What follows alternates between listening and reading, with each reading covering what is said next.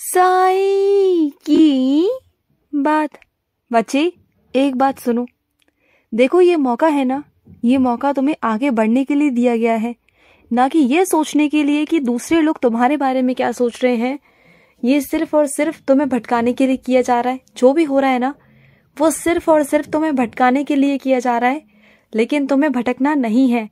ये मौका है, तुम्हें आगे बढ़ना है, क्योंकि ये मौके ना बार बार नहीं आते। और ये मौका तुम्हारे जिंदगी में आया है ना, तो बस ये समझ लो तुम्हारे साईं का आशीर्वाद है ये, तब जाकर ये मौका तुम्हारी जिंदगी में आया है।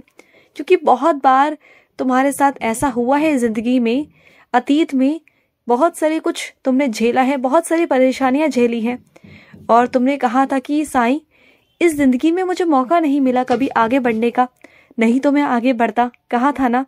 तो बस वही मौके मैं तुम्हें दे रहा हूँ। वैसे ये मौके हर किसी के जीवन में नहीं आते हैं, लेकिन तुम्हारे जीवन में दोबारा आ रहे हैं। क्यों? क्योंकि तुम मेरे बच्चे हो, मेरे आशीर्वाद से तुम्हें वो मौके मिल रहे हैं, तो उसका फायदा उठाओ ना, आगे बढ़ो। अगर ऐसे लोगों की तरफ देखते रहोगे कि वो क्या सोच रहा है, वो क्या सोच रहा है, वो क्या कह रहा है, तो इसी में फंस जाओगे। देखो, इस जाल में मत फंसो, इस जाल से अलग होकर हटकर निकलो और वो चमकता हुआ तारा बनो कि लोग तुम्हारे पास जाएं, तुम्हारी प्रशंसा करें, तुम्हारे लिए तालियां बजाएं, तुम्हें शाबाशियां दें। समझ रहे हो ना? तुम उदाहरण बनोगे उन लोगों का जो बेचारे टूट कर बिखर कर अपनी जिंदगी में बैठ जाते हैं, और वो ना हार कर इस तरह से बैठ जाते हैं कि उन्हें लगता है कि अब शायद जिंदगी में कुछ हो ही नहीं सकता, अब उनकी जिंदगी में बस यही है, और वही चीजों को स्वीकार कर कर बैठ जाते हैं। ना वो मेहनत करने की कोशिश करते हैं, ना आगे बढ़ते हैं। देखो, जो हार मान कर बैठ जाता है ना, तो वो हार ही जाता है, लेकिन जो हार ना मानते हुए भी आगे बढ़ता है, रुकता नहीं है ना, तो वही जो कोहरा होता है ना, जो आंधी तूफान होते हैं ना, उन सबको चीरता हुआ वो निकल जाता है, और जो थम जाता है, ठहर जाता है ना, बस वो वहीं तक ही रह जाता है। तो तुम्हें अब ये निश्चित करना होगा कि तुम्हें क्या करना है। फैसला लेना होगा कि तुम्हें भी उन सबके साथ में, भीड़ के साथ में रुककर वहीं रुकना है, उस आंधी तूफान में रुकने का इंतजार करना है, या फिर आगे बढ़ना है अपने साईं के नाम से। क्या करना है तुम्हें, ये फैसला तुम्हारा है। समझ रहे हो ना? ये फैसला मैं तुम पर छोड़ता हूँ कि तुम्हें क्या करना है। अब देखो कि जिंदगी तुम्हारी है और तुम्हें ये फैसले लेने हैं। मेरा काम था तुम्हें मौके देना, तुम्हारा हाथ पकड़ना, अब तुम्हारा काम है चलना। जब तक चलोगे नहीं, मैं तुम्हारा साथ नहीं दे सकता, मैं तुम्हारा हाथ नहीं पकड़ सकता। तुम निश्चित करो और कहो मुझसे कि हाँ साईं, मुझे चलना है, मुझे जीतना है साईं। वो जोश, वो जुनून लाओ अपने अंदर, फिर देखो मैं तुम्हें कैसे आगे लेके चलता हूँ। और अपने कुछ बच्चों से कहना चाहता हूँ कि हमेशा चेहरे की तरफ ही तुम्हारा ध्यान रहता है कि ये सौंदर्य प्रसाधन लगाने हैं, ये करना है, वो करना है।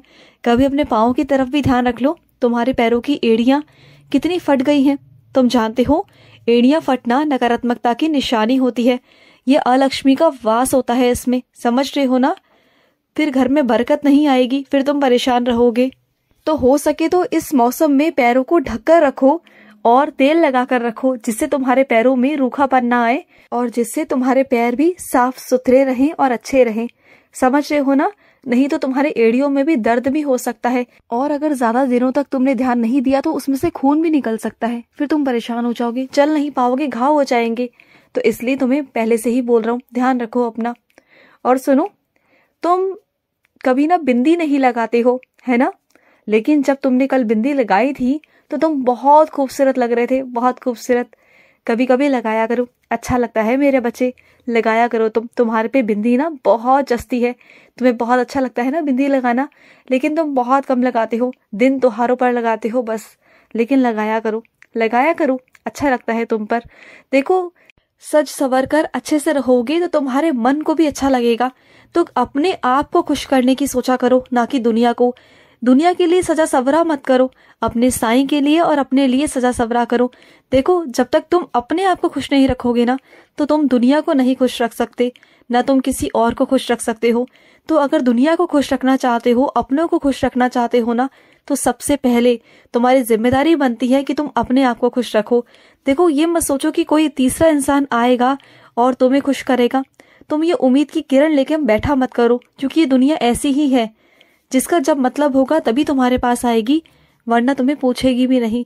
ये सच्चाई है, ये कड़वी सच्चाई है, और इस सच्चाई को तुम जितना जल्दी हो सके अपना लो, ठीक है ना। और सुनो, तुम्हारे पास चलकर खुद विघ्नहर्ता आए हैं, है ना। विघ्नहर्ता यूं ही नहीं आए मेरे बच्चे, मैंने उन्हें तुम्हारे घर भिजवाया है, क्योंकि तुम जो नई शुरुआत करने जा रहे हो तो विघ्नहर्ता को तो आना ही था, क्योंकि वो तुम्हारे हर कार्यों में आने वाली बाधा को हटा देंगे, मिटा देंगे, निर्विघ्न हो जाओगे सब कुछ। और तुम्हारे घर में जितना भी काय कलेश है, सब कुछ है, बुराइयां हैं, नकारात्मक ऊर्जा है ना, वो सब विघ्नहर्ता गणेश के माध्यम से हट जाएंगी, दूर चली जाएंगी मेरे बच्चे। और सुनो, तुम बहुत परेशान हो ना कि किसी और के हाथ में तुम्हारी जिंदगी है, तुम्हारी सत्ता है ना। बहुत परेशान हो, तुम्हारे जिंदगी के फैसले कोई और लेने लगा है और तुम बिल्कुल नहीं चाहते हो। तुम कठपुतली नहीं हो किसी के भी हाथ की, नहीं हो, तुम एक जिंदा इंसान हो, तुम्हारे अंदर भी सांस है, तुम्हें भी दर्द होता है, ये मैं जानता हूँ मेरे बच्चे। तो अपने हक को लेना सीखो, तुम किसी के हाथ की कठपुतली नहीं हो कि किसी के कहने पर तुम चलोगे।